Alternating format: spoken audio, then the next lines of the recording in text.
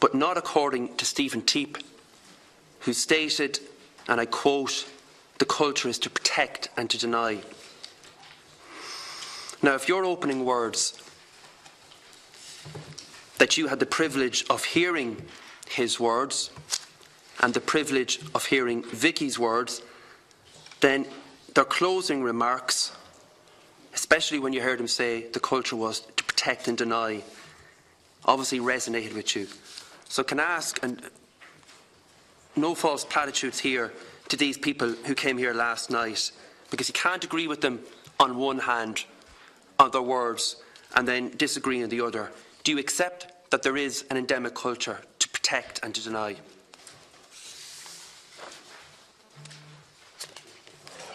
Accept that we, as a health service, have fallen down tragically. Well, I'm using his words, so I'm not making this a charged environment. I'm saying we had a key witness who lost his wife and was directly impacted, and chose his words very carefully, that the culture was to protect the system and to deny.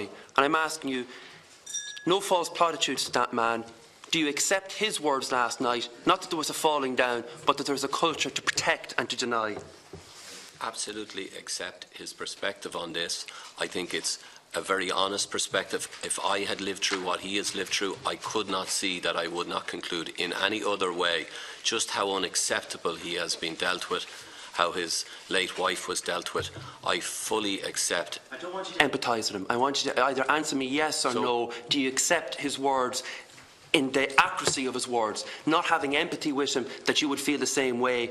I'm asking you, do you accept what he has said, yes or no? So the issue for all of us in reaching a conclusion on that is to do that independently and to have Dr. Scally understand exactly where this went wrong and the extent to which it goes as far as Mr. Teep has said it does.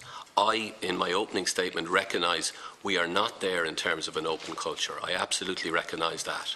And I think Dr. Scally will look at that in detail and will give us all the perspective that somebody who is expert and independent can give to this. There's a difference in terms of when people use language, and I always say it's very important in terms of witnesses choosing their language here. There's a difference between not having an open culture and one that seeks to, as he said, protect and deny. That's a very nuanced difference. And I hear what you're saying, that there's not a culture of openness. Very different then in terms of accepting that there's a culture of denying truth coming to the surface. If you're able to accept that there's not a culture of openness, are you able to accept that there's equally a culture that's actually trying to suppress information coming to light? I do not think it would be. You're the head man, so I'm asking you in terms of your sense of your organisation that you control, not just at managerial level, but then that's something that seeps throughout, because we know from within political parties, leadership comes from the top, and that is then reflective of the people and the troops on the ground. And so you, as the accounting officer, if you can accept that within your organisation there's not a culture of openness, can you, analysing from the here and now, not from an independent perspective, but you, at head of that organisation, that there's one where it actually seeks to suppress information and make sure that it doesn't come to light because they're trying to protect, as Stephen said, you wonder what they're trying to protect.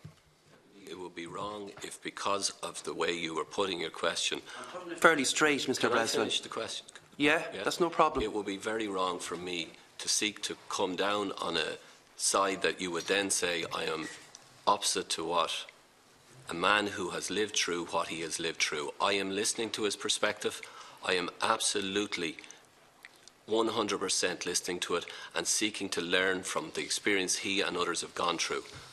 That is where I am. You to come down against a man who's suffered a bereavement.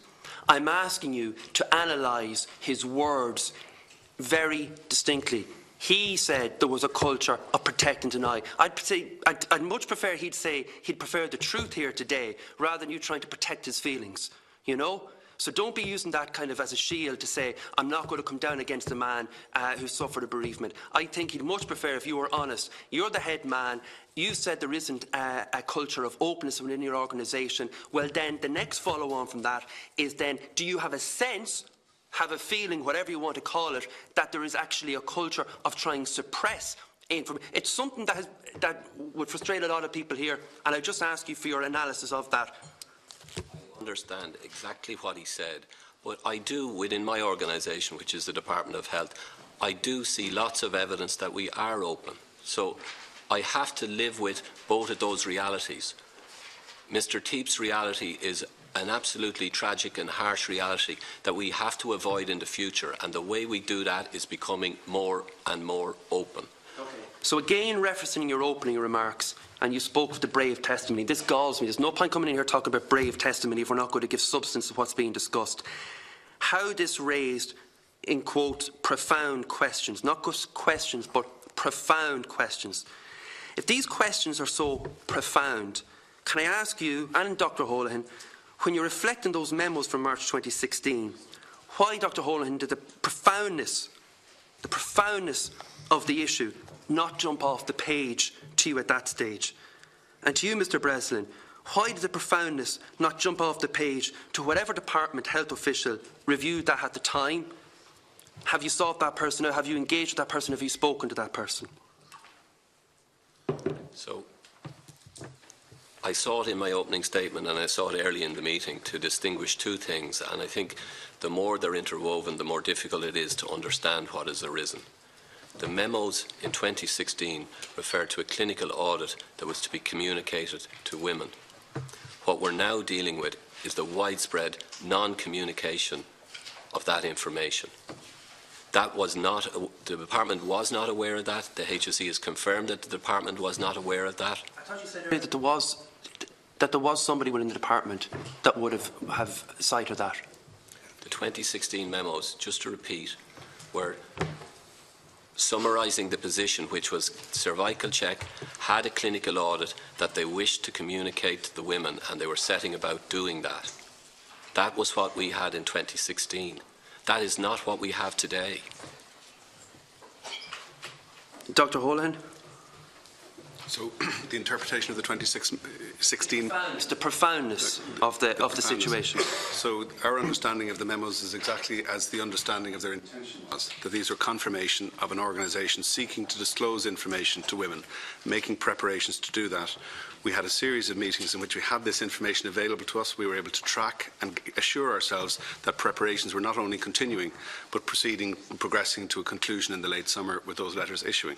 And that gave us assurance that the two things that were happening in our screening programme, in other words, introducing clinical audit and then also feeding those findings back to the patients concerned, which would put us towards the fore of international practice in this area.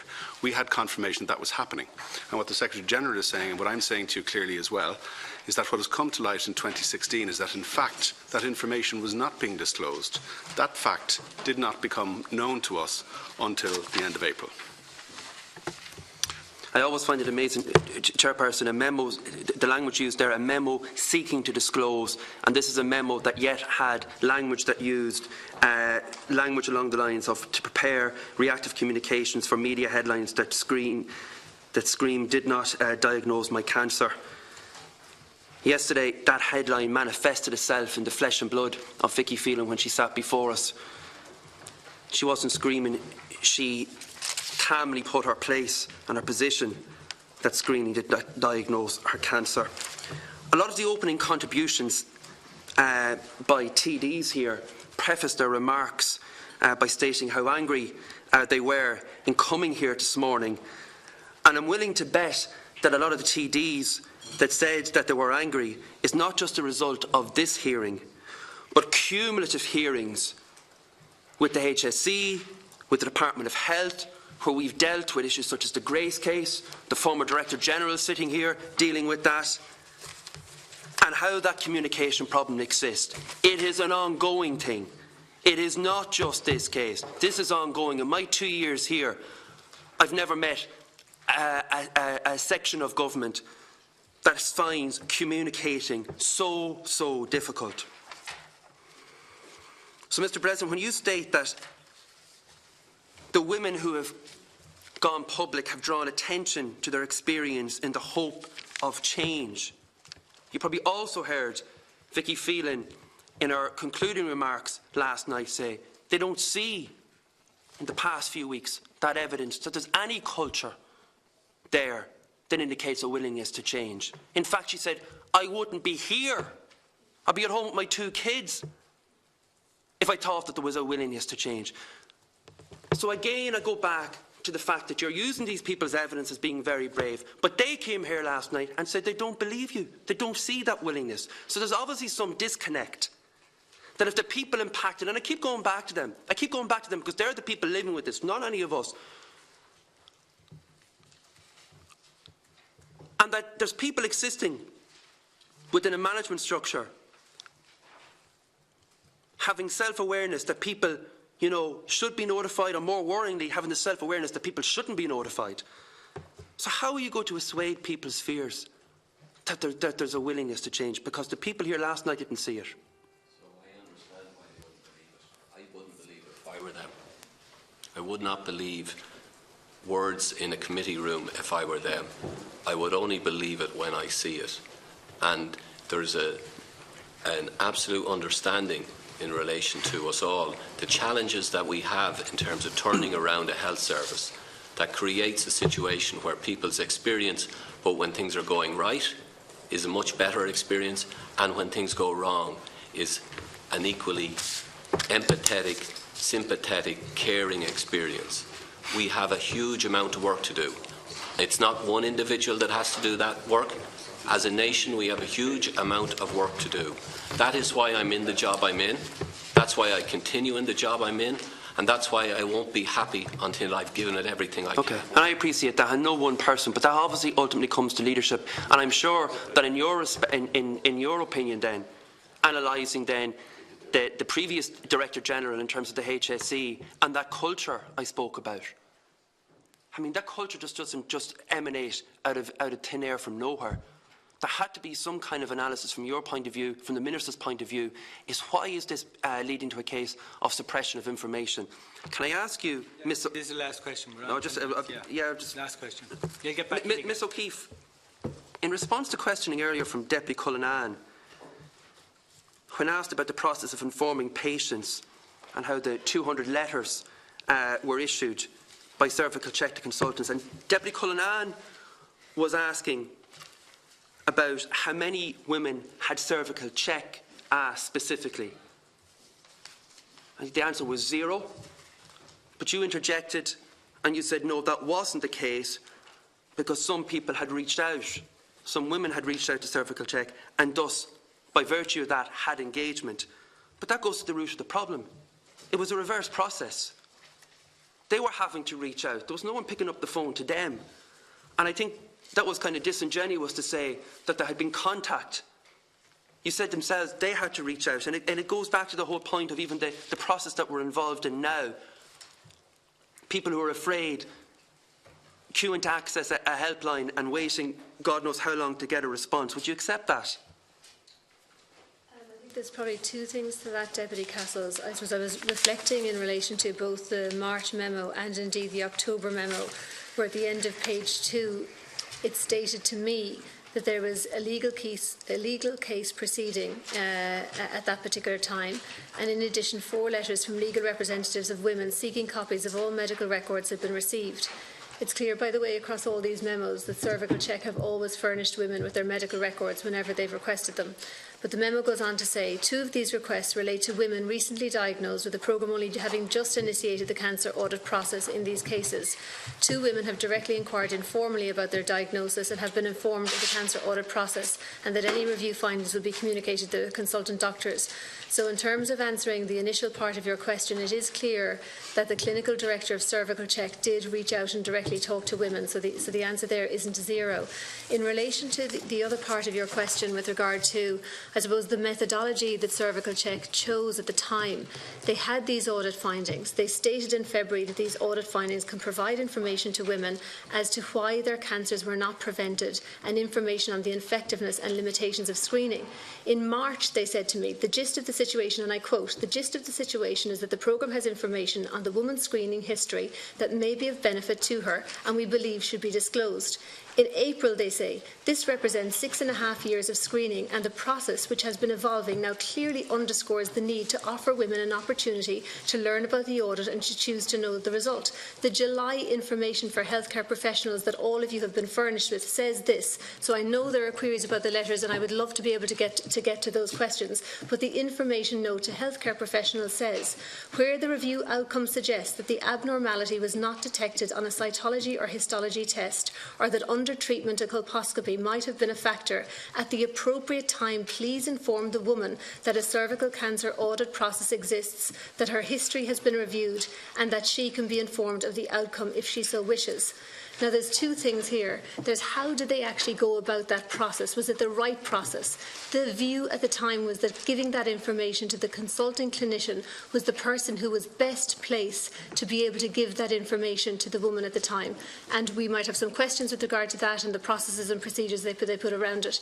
The abject failure here, that is the tragedy that we are all observing and what we hear, is that it didn't actually effectively happen in the end.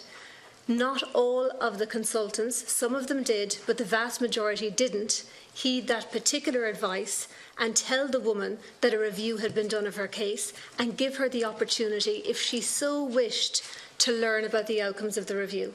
That didn't happen. And that is the awful thing that we are facing right now, because the reality is that cervical cancer is a reality in all of our lives. No screening programme in the world can stop all cervical cancer cases from happening. And the awful thing is that if we continue with our screening programme, we will have more stories in time about women where cervical screening did not prevent their cancer. And that is a tragedy and a travesty. We can try and improve it with HPV testing, but it is a reality.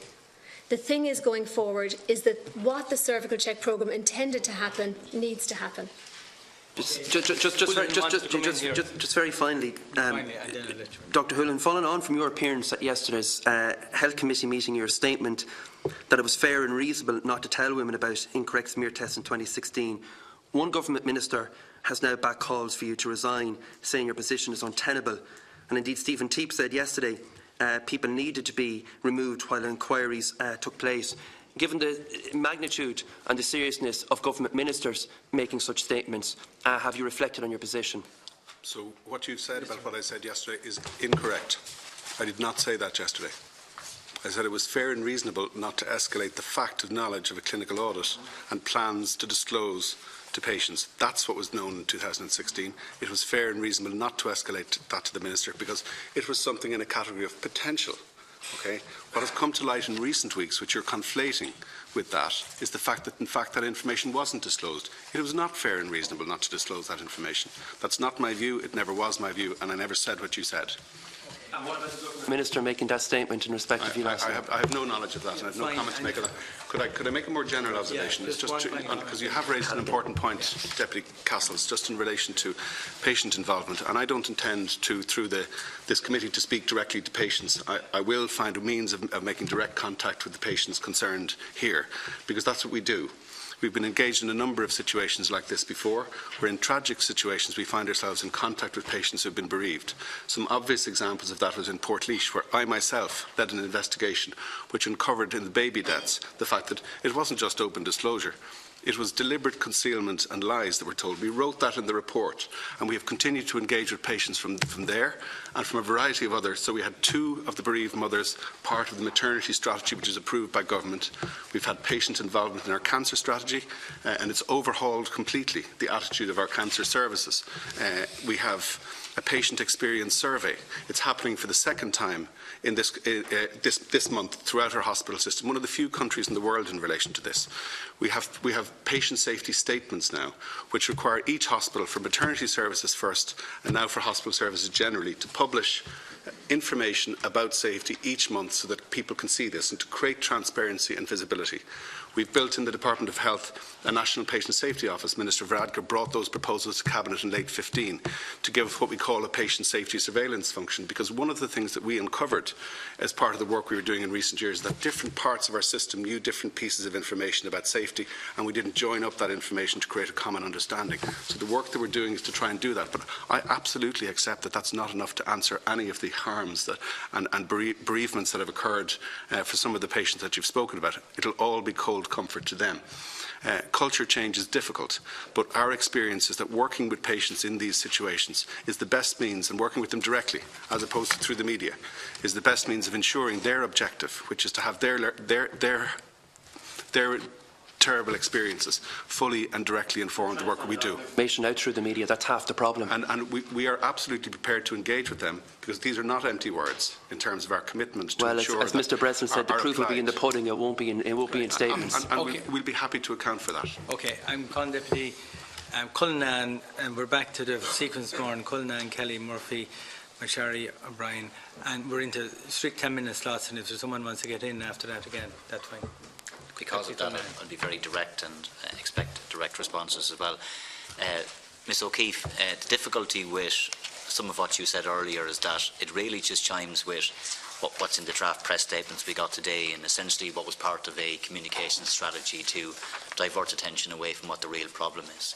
So all we hear from yourself and others in relation to this is that screening is not 100% accurate. Everybody in this room accepts that. That's not what the issue is. The issue is that women were not informed when cervical check were informed of wrong smear tests. They were not given information that they should have been given. You know that's the issue. I know that's the issue. You then raised the 2 cases where people did contact cervical check about their smear results, and they weren't given information directly. They were told, as you quite rightly put it, that the information would be given to their consultants, but of course their consultants were given the responsibility, if you like, as to whether they should tell the patients or not, and we know some did and some did not. So the facts are that nobody got information from cervical check, no woman got direct information, and that was a failing on your part. And I just want to put a question to Mr. Conahan. We found out last week that there was 3 memos, March and July of 2016, and those memos were shared to individuals within the HSE and the department as well, and they eventually got to Tony O'Brien, the Director General. Wasn't it all 3 were given to him? Yes. Yeah. I can confirm all. The original 3 were given to Tony O'Brien. Why were they given to him? They were given to the Director General so as to brief him and inform him in relation to what was happening on the Why clinical would you audit. brief him and inform him? Oh, I briefed him and informed him because I considered that this issue was important and that... Why was it important? Why would you have considered it important enough that it should go to the Director General?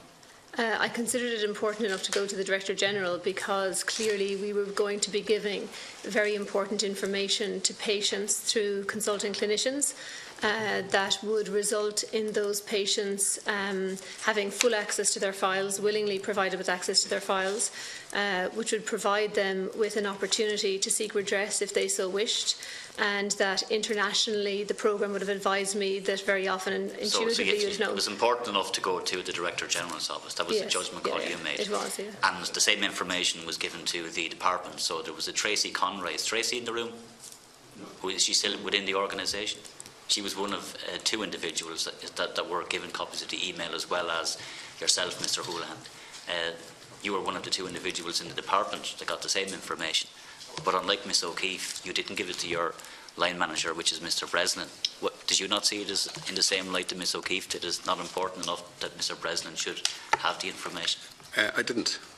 Was that a failing on your part? No, it was not a failing on my part. Well, I would say it's a failure on your part. That's your judgment. No, it's more than my judgment. I'm not the only person that would say that.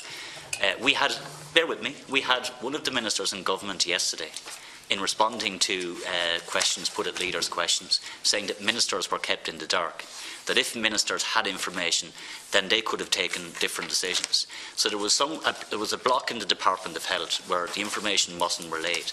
You took it upon yourself not to give the information to the relevant people, even though it was obvious to anybody who would have been sitting in your job that that was relevant to give to the senior people in the department. And for some reason, you didn't do it, and you haven't given us any credible reason as to why you did not to date. So here's your chance. Okay, so it was a judgment. I said yesterday and I say again today, I think it was a fair and reasonable judgment. It was a judgment made on the circumstances at the time. we didn't have information of the kind that's come out now. So it was information that was confirming to me that our screening programme was making enhancements and improving. I'm going to stop you there, because you haven't allowed me to give you the explanation. I'm sorry. Finish the question. Because he's talking about one memo. I'm talking about, bear in mind, just so we're fair, we're talking about 3 memos, and we're talking about 7 meetings in which this was discussed, and we know all of the information in relation to informing women, the communication strategy, all as part of that. So this is the entire package that you are aware of, Mr. Houlihan, and at no point did you ever give that information to Mr. Breslin or the Minister for Health. So that's the point I'm making, not one memo, the entire history of this. So I'm going to describe for you my understanding of that entire history, and then why I felt that it was a fair and reasonable judgment not to escalate any concern in relation to it. So my entire understanding was an organisation making plans and preparations to disclose information to women, which is a good thing by international standards and by national standards.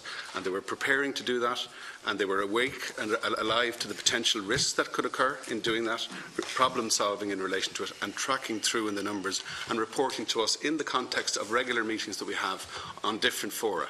So each time we met on a range of issues to do with cancer and then a range of issues to do with health and well-being, we got an update. And those updates were continuing to assure us that this was progressing. So that's what I understood it to mean.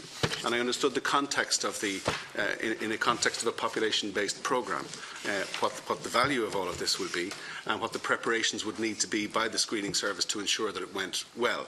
But we know now that it didn't. We didn't have that information at the time.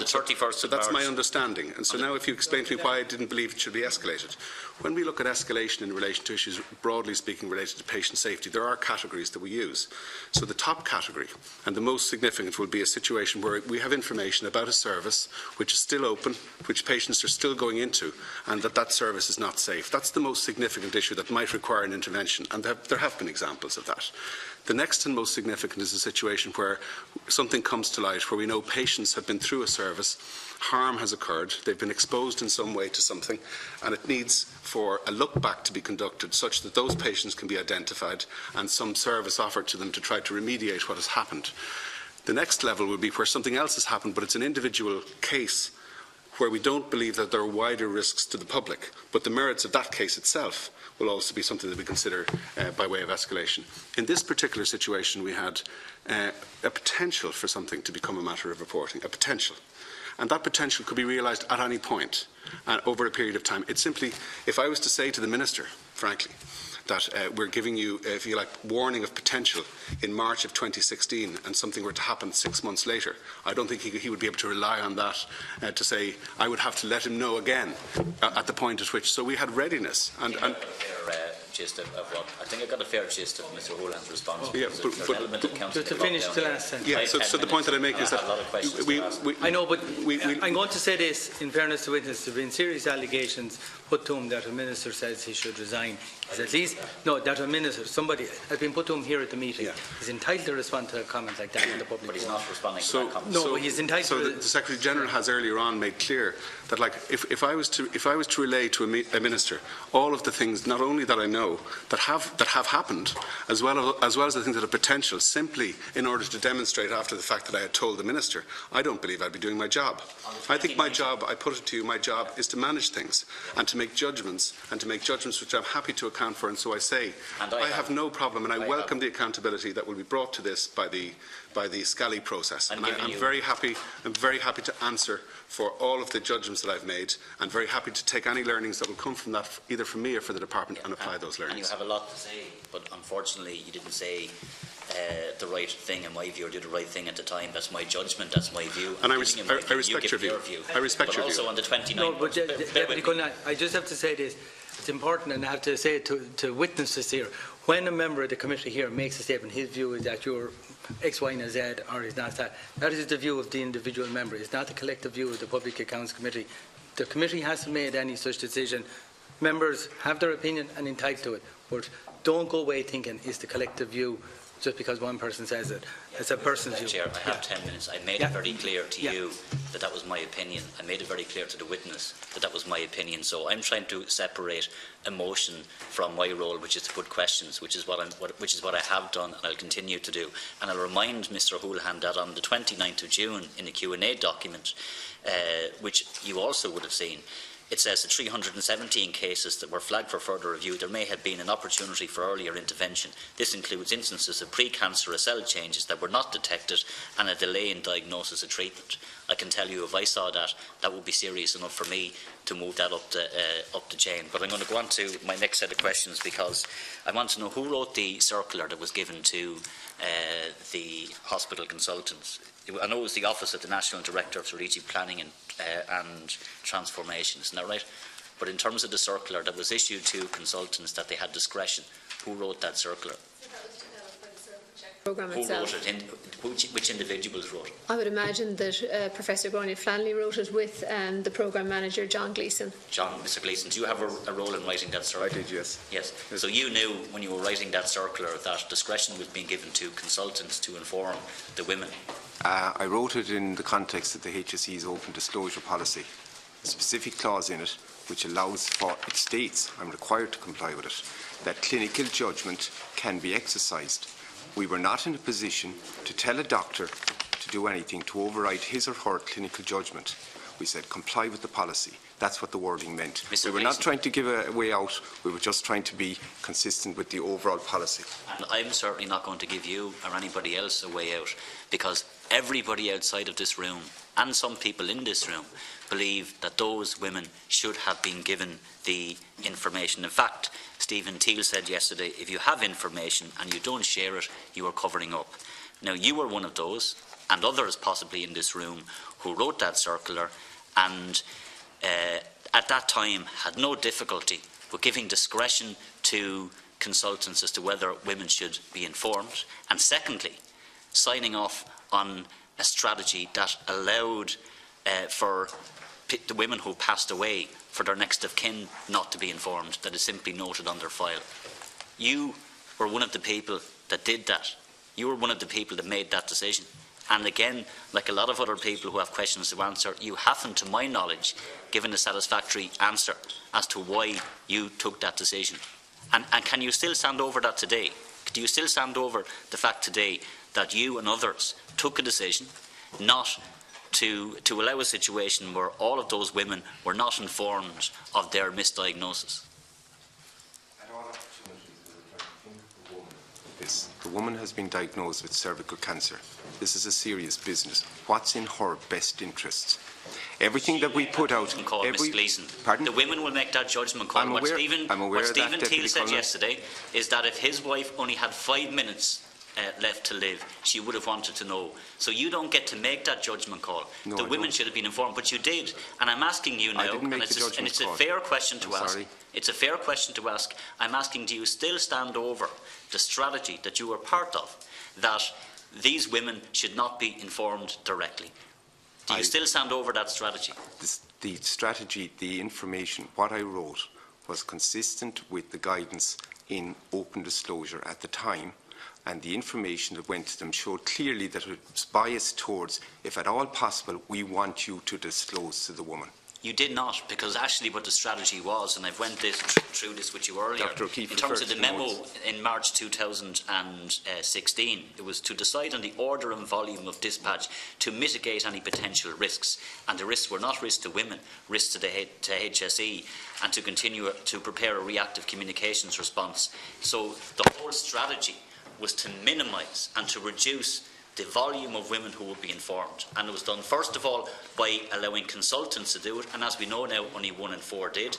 The second strand of your and other people's strategy was, well, if they do come forward, then we'll get them to sign confidentiality clauses. And the third part was, well, we'll challenge them through the courts, and that's what happened. So you today still seem, and one of the few people in this state that still seems to think that it was appropriate at that time not to tell the women. But can I just say this? When the former Director General was before us, he said that people did fail in the organisation, and he was talking about people who allowed a situation to develop where women were not informed. So it strikes me that you are one of those individuals, Mr. Gleeson, and I'm concerned that even today you still hold the view that you took the right decision at the time. Deputy, I wonder if I could maybe... No, I'll let Mr. Gleeson finish, please. You're talking about what I know now as As Dr. O'Keefe referred to earlier, I know now that the disclosure didn't happen. I didn't know at the time it wouldn't happen. The final step, I accept we made a mistake. I'm not saying we didn't make a mistake, and I apologise for it, and we have apologised. The final step, we communicated what information we held as far down the line. The best channel we thought to get to the woman in her interests is to deal with her treating clinician. We sent the information to them. We would then try to deal with any potential blockages to that. I now know it didn't work. I apologise for that. I have done so. There was an error in closing out the loop as referred to earlier. That's a mistake. That's an error we're going to have to fix. That term, closing out the loop, doesn't cut it for those. Making sure that it happens. It doesn't cut it for those women. And the question I have for you also is, was the decision by one of the labs to essentially send legal letters, basically trying to instruct the HSE and cervical check not to send out letters, was that one of the reasons why women were not informed? Their comments were the cancer audit process is very good. We'll continue to participate. We've been doing all along. The disclosure, we just want you to make sure that the letters, that the information you provide is clear and consistent. That was the main representation made by one of the labs one of the contributing factors to women not being informed, to the decision not to inform all women? Not to send, because in the memo where it said pause all letters. They wanted an opportunity to discuss that push by us to provide information to women. We discussed it with them and went right on ahead. When the memo in March said pause all letters, why did it say pause all letters? What because was the they sought a meeting and the decision sought a meeting? The laboratory. The laboratory. So final point. It was a laboratory. So the laboratory were part of the problem here in terms of not wanting women to get the information. Arthur Cox then did give information, a briefing note to the HSE, where he said there was no contractual issues here, you're free to give letters. Correct. And it wasn't until June that was actually done. And it was done on the basis of agreement with the lab. So even though your own legal advice was that is the. So I have all of the documentation and the information we've given. There was a briefing note. And there was a briefing given to the HSE from Arthur Cox to say there's no breaches in contract here and you're free to send letters. It wasn't until June when a decision was taken to do that, and you actually reached agreement with the lab. So it strikes me that it was pressure from the lab, or one of the labs, that in part at least contributed to these women not getting the information that they should have got. Deputy has concluded. Now, the final response of Mr. Conaghan wanted to comment as well. Would you mind, John, if I just respond to that, because it's really important. And Kelly is the next member. There's two really substantive issues that you raised, but that one there is really important. From my perspective, the period of time that it took the cervical check programme with the National Screening Service to resolve the issue, Quest Diagnostics, was done in really quick time. They had an opportunity to invoke a dispute resolution process that was part of their contract, and the screening service managed to resolve it very quickly. So over a 3-month period, the pause was for that amount of time. And you can see they made track very quickly, so that by October 2016, the vast bulk of the historical letters had issued. So that's really important. But the second very, very important question that you ask is a genuine question around, was that open disclosure policy at the time that they used, was it right? Was it fit for purpose? Because one of the things that we know, for example, from the professional... So from the cervical check programme, the open disclosure policy that they developed at the time, in retrospect now, a legitimate question is, was that fit for purpose? But just even to make clear to you, the professional conduct and ethics from the Medical Council in 2016 states that patient information remains confidential, and even where an individual consents to their information being released, the Medical Council's ethical guideline states how that disclosure might benefit or cause distress to the deceased family needs to be considered, and that releasing patient information about somebody who is deceased might be limited by law.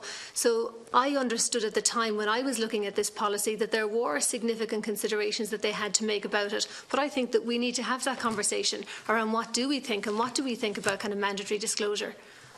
Now, before we move to Deputy Kelly, during the course of the lunch break, we've received 3 batches of documentation. The first one, and we're going to note and publish these so they're on the website, so I just have to alert people. One is the Civil Liability Amendment Act 2017, the up-to-date briefing note in relation to the statutory instrument, and a draft of that. We'll note and publish that.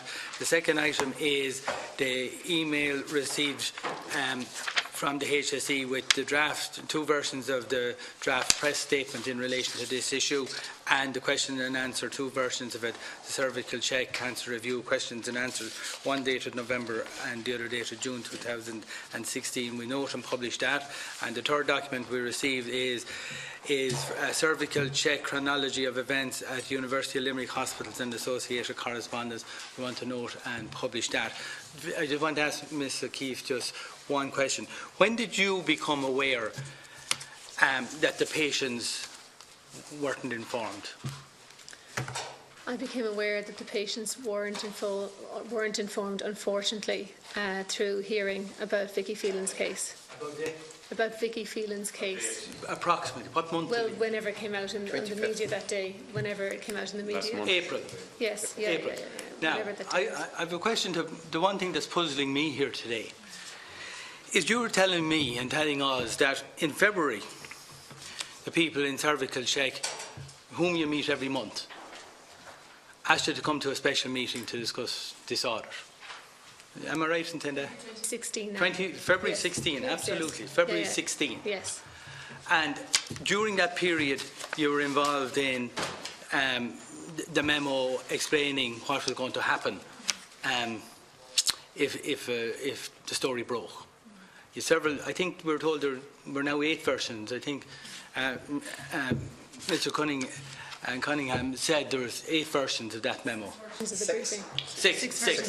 And we've seen here 2 versions of the question and answer session, and we have seen 2 drafts of press releases.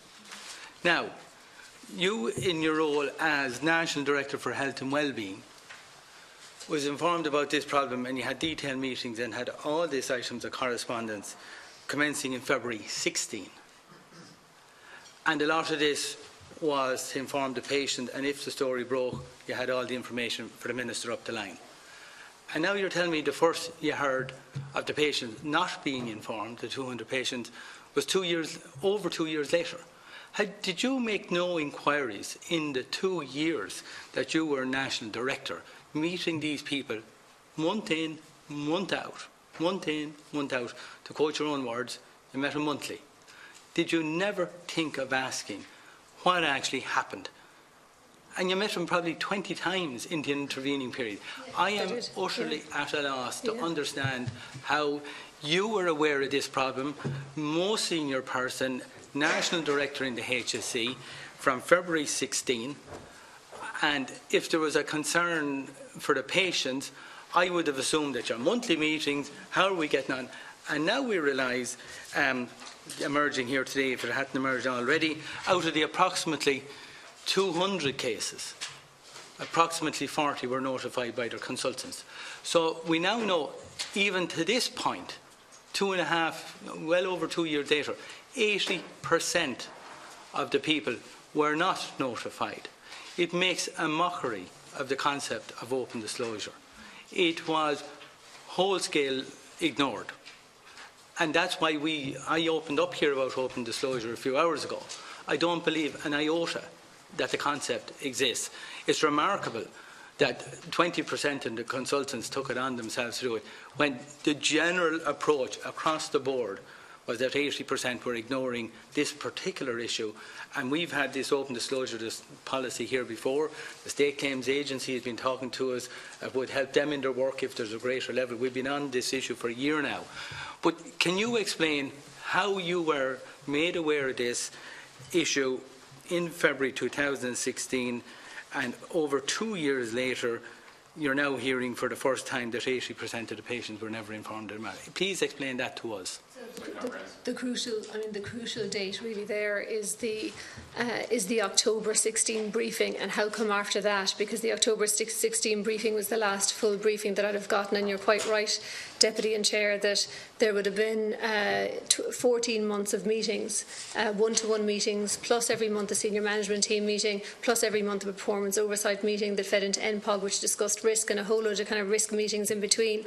And I have to tell you, honestly, that the cervical check clinical audit was on the management reports from the National Screening Service during that time. telling me that the audit process was going well, continuous improvements being made. The audit process was going well, improvements being made. And from about, I have the specific details if you wish, but from about May, within that there would have been one case going to the State Claims Agency, and then later on in the month, maybe about September, October, 3 cases to the State Claims Agency. So as far as I was concerned, and clearly I have to reflect in relation to, is there anything else that I could have done to become more aware of this? But I was reassured that they were handling it well. I had confidence in the cervical check programme that was happening. One-to-one cases in the court, in the State Claims Agency. And all of those monthly reports, I was informed that it was going well. At those one-to-one meetings, I was informed that it was going well. Okay. And clearly, I can see now. There's a clear breakdown. No, just let me finish here. Because I was taken by yourself when you were asked, do you remember what happened in that meeting in 2016? And you spoke to us about how you felt at the meeting. You don't have documentary notes, and I was taken. Your feeling at the meeting was concern for the people.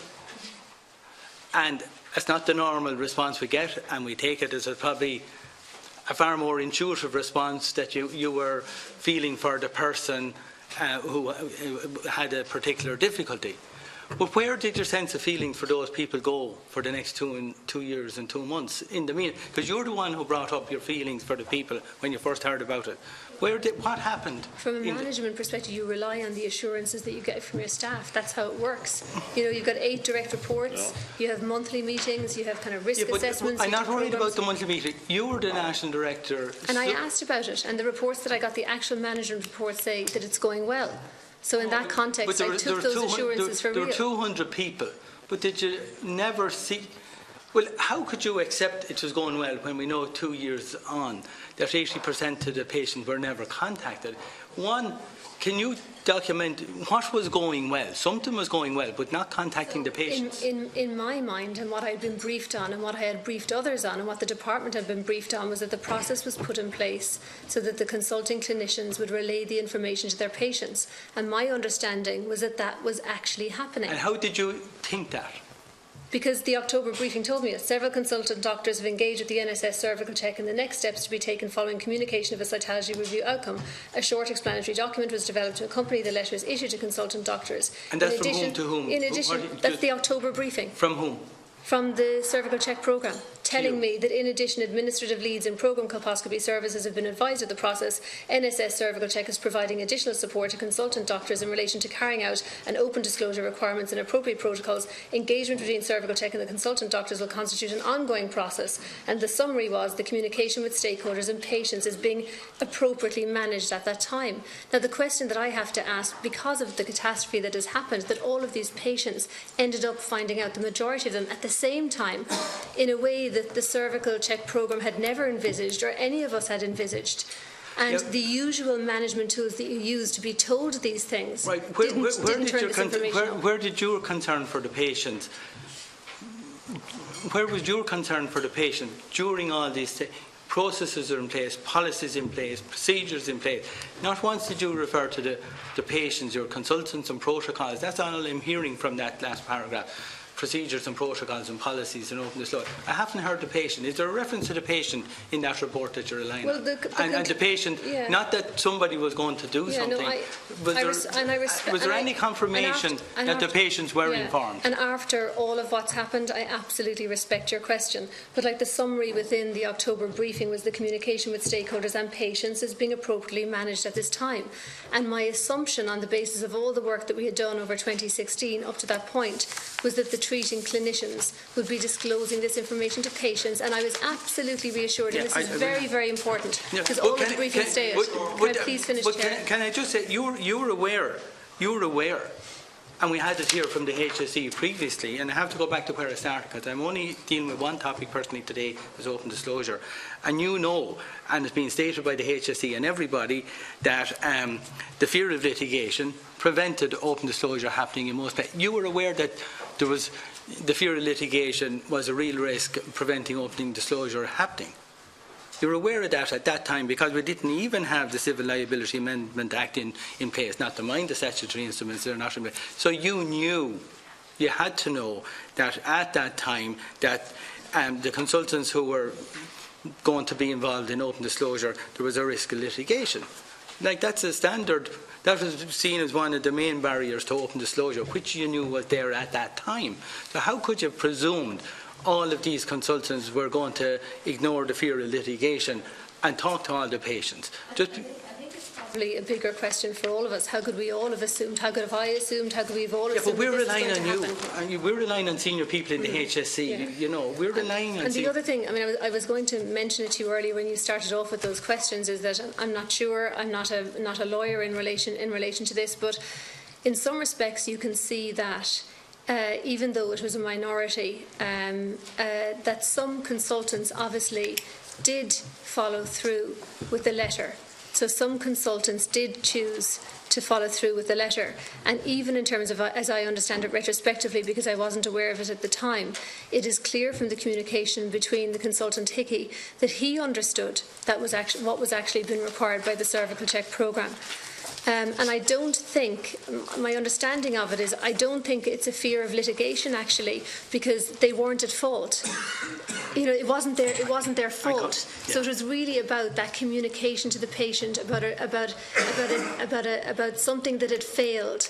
And that should have worked previously, and how do you communicate that information? So whilst I agree with you that obviously with medical ethics and so on and so forth and legal issues are there in lots of cases of open disclosure, in this instance it wasn't actually the consultant's fault, so the treating clinician wasn't responsible for what had happened, but it was deemed that they were the appropriate person to tell.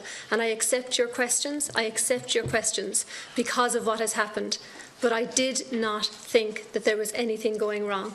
Perhaps I should have, but I didn't. But you can understand, you're almost saying it's reasonable for us or myself, and I'm calling Deputy Kelly now, to really question. It was brought to your attention, special meeting, February 2016, and the first you knew about the outcome of that whole process when you heard about Vicky Kelly 2 years and 2 months later, or Vicky Phelan 2 years and 2 months later. Deputy Kelly, and sorry for that interjection, I want to take it not out of your time. You take much longer than 10 minutes yourself, but well, anyway, I'm joking, it's chairman's privilege. Go Absolutely, on. I couldn't agree more.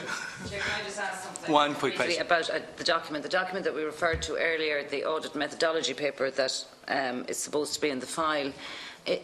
I can't find it. Can anyone direct me to where it is where it is in the documentation?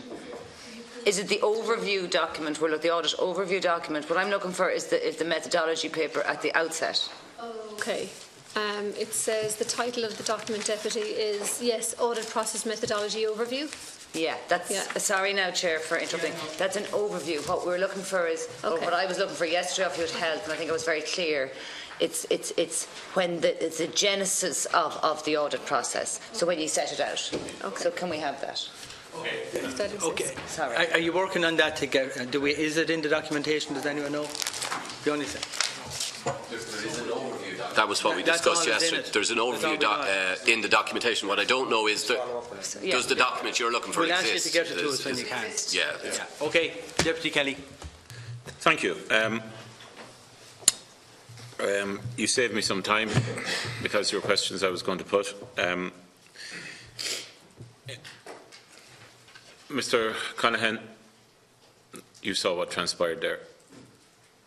If that hasn't told you a lot, I don't know what will.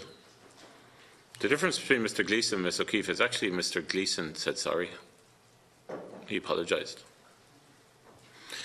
I hate to say this, though, Ms. O'Keefe, but I don't believe that anyone watching this would have confidence that you actually did your job properly.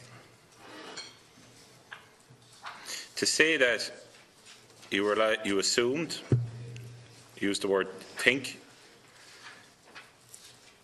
there was reliance on the staff, which I presume Mr. Gleeson is part of. Used the state claims cases. There wasn't, you saw them coming through. That for over 2.25 years, as the Chair has outlined, that you didn't once probe it.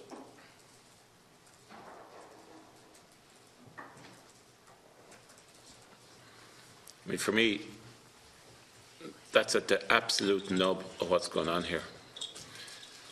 Like, let me explain something to you. We're politicians. We're not clinicians. Some of us have medically orientated qualifications. I'm a colleague on the left. But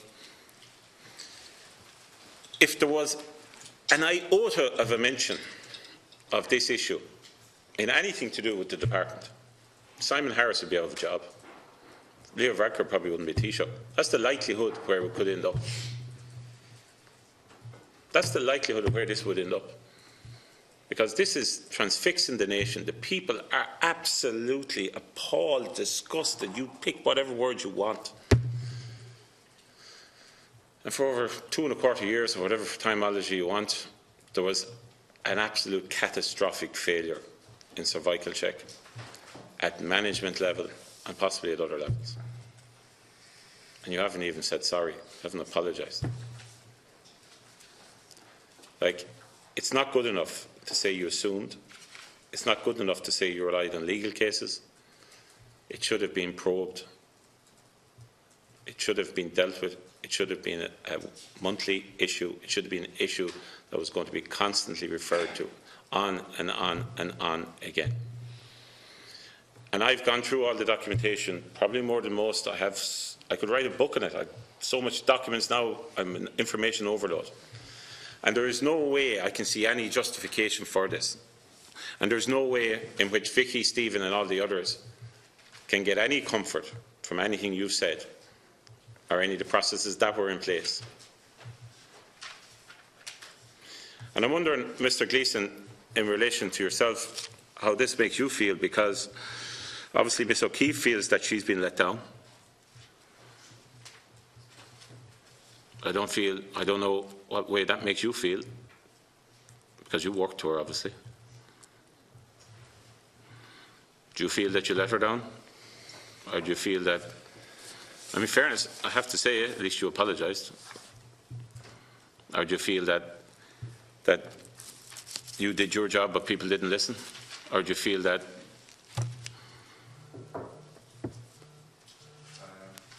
I think that with the clinical director, the then clinical director of the programme at the time, we tried to move forward as far as we could, making women aware of information that belonged to them. We encountered some feedback and that sort of thing. We tried to address it and deal with it. We made note to people about where this might be an issue. I'm not a direct report to Ms O'Keefe, Dr O'Keefe. I kept it on the executive management team of the programme. We're managing a programme that deals with a population. There's a huge number of issues. Yeah, sorry, I'm stuck for time. I'm not being rude. I think we pushed as far as we could, and we addressed, and we were addressing. So, Dr O'Keefe, sorry, I keep calling you Miss O'Keefe. Who let you down? I think that it was clearly important within the monthly meetings and within the management reports that were given to me that where there was even a perception of any kind of risk with regard to the expectation that I would have had and those that I briefed would have had, it should have been coming through from that process. Who let you down? The governance line with regard to the National Screening Service, I should have been informed through the head of the National Screening Service. If it's okay, Chair, I would prefer not to mention kind of names. Well, you're not to comment on a person who's No, I'm not talking about a person. I'm talking about or identified positions. So the direct report to me, who was the head of the National Screening Service, should have told me about this. You see, effectively, this is what happens. We've seen this before. Spread it around, and then there's no culpability, there's no issues, there's no... I think we all know what we're talking about here. I basically think there was a seismic failure, or a catastrophic failure across the board here. And we can see from all the documentation the manner in which this was even dealt with, not just from a management point of view, but from a process point of view, was just a disgrace. I have a range of other questions. When it comes to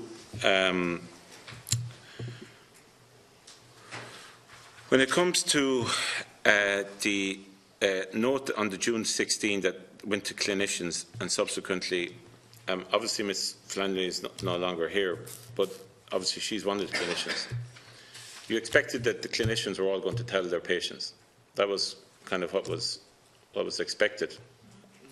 I believe that was wrong. I believe cervical check should have done it. Now we know that a very small percentage of them did tell their patients. Did Miss Flannelly tell her patients? Seeing as it was through her. I can't speak for Professor I know, Flannelly. but it would be interesting to find out, seeing as there's a policy that was there. I'll just leave that there for others to prove. In relation to the documentation, and I have loads of other questions, I'll be back later. In relation to the documentation that's been provided, Mr. Conaghan, have you had an opportunity to look at these? Very, very briefly, but I'm prepared to take questions and maybe ask colleagues to help. Of course, I'd expect you are. Obviously, they felt the need to provide this documentation given the information we had earlier on in relation to what happened and what's transpired. The fact now that Dr. Woods, Mr. Woods is gone, the fact that Mr. Lynch isn't here,